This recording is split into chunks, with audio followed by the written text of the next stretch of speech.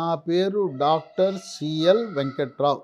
రక్తపోటు బీపీ ఈ మధ్యకాలంలో బీపీలు చాలామంది పెరిగిపోతున్నాయి. మానసిక ఒత్తిడి వల్ల, టెన్షన్ వల్ల, ఆర్థిక సమస్యల వల్ల, భార్యాభర్తల మధ్య ఘర్షణ వల్ల ఈ బీపీలు పెరిగిపోతున్నాయి. స్థూలకాయము భారీకాయం వల్ల కూడా బీపీ పెరిగే అవకాశం ఉంది. సాధారణంగా అందరికీ బీపీ పై రీడింగ్ని సిస్టాలిక్ అంటారు, కింద రీడింగ్ని డయాస్టాలిక్ అంటారు. 120/80 ఉండాలి. ప్రపంచ ఆరోగ్య సంస్థ పై రీడింగ్ 130 ఉన్నా, కింద రీడింగ్ 90 ఉన్నా దానికి ఎటువంటి చికిత్స అవసరం లేదు, ఆహార నియమాలు పాటిస్తే సరిపోతాయి అని చెప్పి 90 ఉన్నంత మాత్రాన 10 ఎక్కువ ఉంది, 120 బదులుగా 130 ఉందని తొందరపడి మందులు వాడద్దు. మనము ఇళ్లల్లో ఎలక్ట్రానిక్ బీపీ ఆపరేటర్స్లు ఉంటాయి. అవి అంత కరెక్ట్గా రీడింగ్ ఇవ్వవు. ఓ 10-20 అటు ఇటుగా రీడింగ్ వస్తుంది. కానీ కరెక్ట్ రీడింగ్ రావాలంటే పాదరసము కలిగిన డాక్టర్ల వద్ద, హాస్పిటళ్ళ వద్ద ఉండే బీపీ ఆపరేటర్స్, అది కూడా స్టెతస్కోప్ వినియోగించి చూడాలి. స్టెతస్కోప్ వాడకుండా చూసిన బీపీ పరికరాలు ఇచ్చే ఆ రీడింగులు అంత ప్రామాణికం కాదు. ఓ 10 ఎక్కువ 10 తక్కువ సుమారు రీడింగ్ మాత్రమే వస్తుంది. బీపీ ఉన్నవాళ్ళు ప్రతి చిన్న దానికి అతిగా స్పందిస్తారు, కోపం ఎక్కువ ఉంటుంది, తొందరగా రైజ్ అయిపోతారు. ఏ చిన్న మాట అన్నా అరవటం కరవటం మొదలు పెడతారు. కనుక ఎవరైనా గట్టిగా అరుస్తుంటే ఏమో వాడికి బీపీ ఉందేమో అందుకు అరుస్తున్నాడు అంటారు. కనుక బీపీ ఉన్నవాళ్ళు, లేదు బీపీ కొన్ని సందర్భాల్లో తలనొప్పి వస్తుంది. ప్రథమ లక్షణము, ఏకైక లక్షణం తలనొప్పి వస్తుంది. తలనొప్పి రోజు వస్తుంటే బీపీ చూయించుకోండి. మూత్రపిండాల సమస్యల వల్ల కూడా బీపీ పెరుగుతుంది. అదే కాకుండా స్థూలకాయము, భారీకాయము, థైరాయిడ్ గ్రంథి సరిగా పనిచేయనప్పుడు కూడా భారీకాయం వచ్చి తద్వారా బీపీ రావచ్చు. బీపీ ఉన్నవాళ్ళు ఉప్పు ఎంత తక్కువ తింటే అంత మంచిది. ఉప్పు కలిగిన వస్తువులు తక్కువ తినాలి. మజ్జిగలో కానీ పెరుగులో కానీ ఉప్పు వేసుకోవద్దు. ఇంట్లో రోటి పచ్చళ్ళు చేసేటప్పుడు అసలు ఉప్పు లేకుండా, కూరలు ఉప్పు లేకుండా పచ్చడి వేసుకుంటే కొద్దిగా మనం కలుపుకోవచ్చు, అది మంచిది.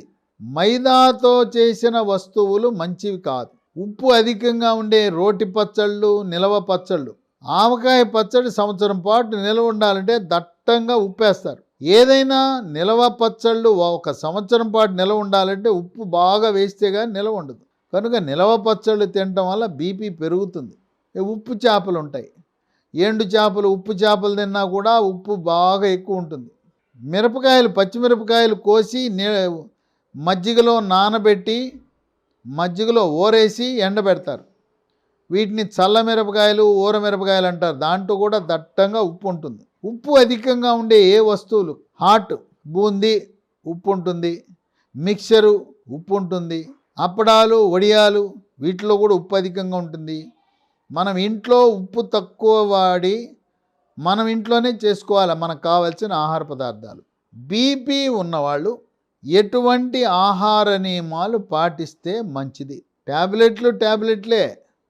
కొంతమందికి ఉదయం టిఫిన్ తర్వాత ఒక ట్యాబ్లెట్, రాత్రి భోజనం తర్వాత మరొక ట్యాబ్లెట్, 2 ట్యాబ్లెట్లు వాడవలసిన అవసరం ఉంటుంది.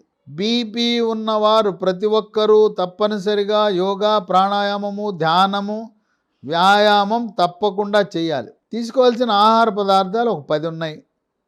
1 వెన్న శాతము తక్కువ ఉన్న పాల ప్యాకెట్లు, పాలు, మరి నెయ్యి, పెరుగు, మజ్జిగ ఇవన్నీ కూడా వాడటము ఆరోగ్యానికి మంచిది, బీపీని చక్కగా నియంత్రిస్తాయి. పాల నుంచి తయారు చేసిన పన్నీరు కూడా వాడచ్చు. పన్నీర్లో మాంసకృతులు అధికంగా ఉంటాయి. ఇక 2 ఆకుకూరలు, పాలకూర, తోటకూర, బచ్చల కూర, గోంగూర, పొనగంటి కూర, ములగాకు, పుదీనా, కొత్తిమీర, చింత చిగురు, ములగాకు, ఇవన్నీ ఆకుకూరలు ఎంత ఎక్కువ రోజు ఆకుకూరలు పప్పు వాడటం మంచిది. 3 డ్రై ఫ్రూట్స్లో అన్ని రకాలు కలవాలి. రోజుకు 2 రకాలు వాడండి. జీడిపప్పు, వేరుశనగ పప్పు, పల్లీలు, బాదం, పిస్తా, వాల్నట్, కిస్మిస్, ఎండు ఖర్జూరం, అలాగే ఆప్రికాట్, ఇన్ని రకాల డ్రై ఫ్రూట్స్ని రోజుకొక 2 నానబెట్టుకుని రాత్రిపూట నానబెట్టుకుని అవి ఉదయాన్ని తినటం మంచిది. బాదం పప్పు తినేటప్పుడు దానిపై ఉండే గోధుమ రంగు పొట్టు తప్పనిసరిగా తొలగించాలి. 4 చేపల పులుసు, చేప రోస్టు, ఫ్రై, ఇగురు, వేపుడు కూర వద్దు. దాంట్లో ఉండే పోషక విలువలు అన్నీ కూడా నిర్వీర్యమైపోతాయి. చేప పులుసు ఆరోగ్యకరం. చేప నూనె వాడచ్చు. అలాగే బ్రాయిలర్ చికెన్ కూడా బీపీని నియంత్రించడానికి ఉపయోగపడుతుంది. ఇక 5 ఓట్స్, పాలలో ఓట్స్ కలుపుకొని తినచ్చు. పీచు పదార్థం అధికంగా ఉండటం ద్వారా బీపీని నియంత్రిస్తుంది.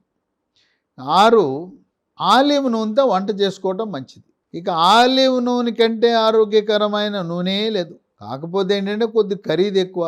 నూనెలో ముంచి వండిన టిఫిన్లు, నూనెలో రోస్టు, ఫ్రై చేసిన శాకాహార, మాంసాహార కూరల కంటే కర్రీ, పులుసు కూర, పాలు పోసి ఉండే కూరలు ఆరోగ్యకరము.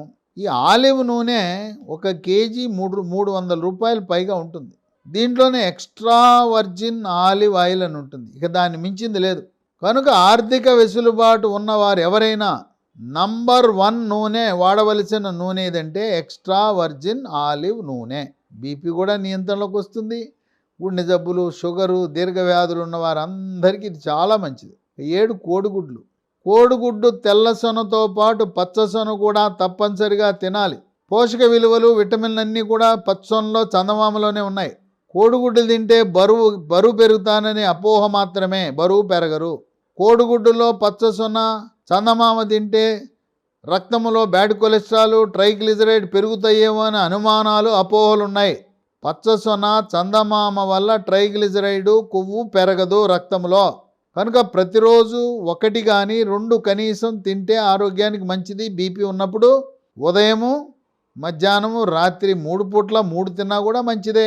8 కూరగాయలు, శాకాహార కూరగాయలు తింటూ పాటు సాలడ్ తినాలి 3 పూట్ల. కీరా దోసకాయ, క్యారెట్, బీట్రూట్, టమాటా, ఉల్లిపాయ, ఎర్ర రంగుండే బెంగుళూరు మిర్చి, క్యాప్సికం, ఇవన్నీ కూడా పచ్చి ముక్కలు కోసి దానిపై నిమ్మరసము, కొద్దిగా మిరియాల పొడి జల్లుకుని తింటే బీపీ చక్కగా నియంత్రణలోకి వస్తుంది. 9 మొలకలు, పెసలు, శనగలు, బొబ్బర్లు, ఉలవలు వేరు బయటకు వచ్చే వరకు విడివిడిగా నానబెట్టి మొలకలు రుచికరంగా ఉండటానికి ఈ దానిమ్మ గింజలు కలుపుకోవచ్చు, కిస్మిస్ కలుపుకోవచ్చు, ఎండు ఖర్జూరం చిన్న చిన్న ముక్కలుగా చేసి కలుపుకొని రుచికరంగా చేయొచ్చు. కొంతమందికి ఒక అపోహ ఉంది, ఈ మొలకలు తింటే గ్యాస్ ట్రబుల్ వస్తుందని కేవలం అపోహ మాత్రమే. దీనివల్ల గ్యాస్ ట్రబుల్ రాదు, అజీర్ణమే ఉండదు. మొలకలు తినండి, బీపీ చక్కగా నియంత్రణలోకి వస్తుంది. ఇక 10 చిక్కుళ్ళ జాతికి చెందిన చిక్కుళ్ళు, పచ్చి బఠానీలు, శనగలు, రాజ్మా, ఇవి కూరలు వండుకోవచ్చు, లేదు నానబెట్టి ఉడకబెట్టి తాలింపు పోపేసి అల్పాహారం కింద కూడా తినచ్చు. చిక్కుళ్ళ జాతికి చెందిన వాటిలో మాంసకృతులు, పీచు పదార్థం సమృద్ధిగా ఉంటుంది.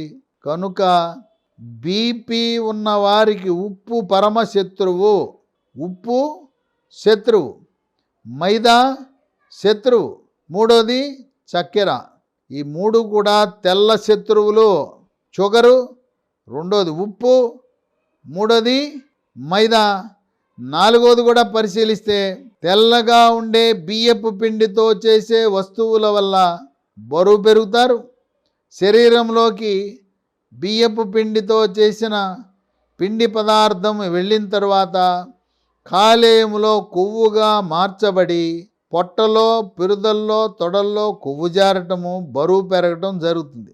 కనుక తెల్లగా ఉండే అన్నం అధికంగా తినటం వల్ల శరీరము బరువు పెరుగుతారని గమనించండి. బీపీ యోగా, ప్రాణాయామము, ధ్యానము, వ్యాయామము చేయటము ద్వారా చక్కగా నియంత్రణలోకి వస్తుందని గమనించండి.